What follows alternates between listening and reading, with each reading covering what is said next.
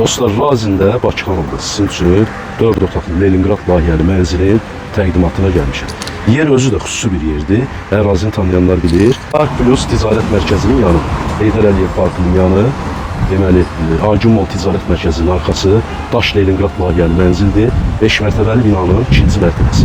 Təmir də qaydasında dostlar, mənzilin daxili də sizi tanış edəcəm. Olduqca gözəl, səliqəli vəziyyətdə olan bir mənzil.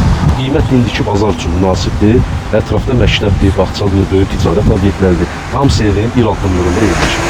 74 nömrəli məktəb, 252 nömrəli məktəb. Kollarım üstünde bir kız ağlayır, İnanabilmeyir kadınlığına. Yağış fıçıldayır şüşelerinle, küleyde yorgundu bu gece kimi. Bir kadın nefesi geçir içimden, bir sır tokunur yüreğim kimi. Azalır o bazen, artır o bazen, sınanır varlığı yokluğu için.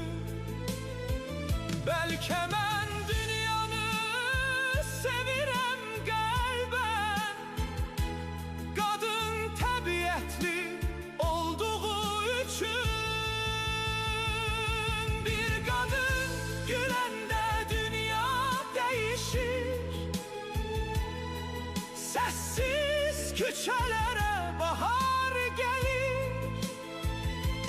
Bir kadın susanda gece derinleşir, bir yüreğimin defe içinden ölür. Mənzili sizin üçün təqdim etdik. Kim alsa Allah xeyir versin. Gördüyünüz kimi dostlar, həqiqətən çox gözəl bir mənzildir. Şəxsi təmirli bir mənzildir. Döşəməsi bütün otaqlarda parketdir. Mənzilin qazı, işığı, suyu daimidir. İstilik sistemi kombidir. Kombi sistemi eyvanda yerləşdirilir. Videoda çəkmişik. Tam şəraitli, tam təmirli bir mənzil dostlar.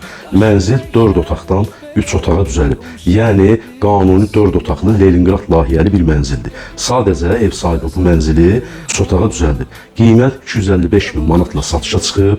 Mənzilin sənədləri dediyim kimi kupçası, texpasportu, bütün sənədləri qaydasındadır. İpotekaya da yarayır. 255 min manatla satışa çıxıb. Real alıcı olarsa ev sahibi ilə razılaşmaq olar. Sağ olun, var olun dostlar.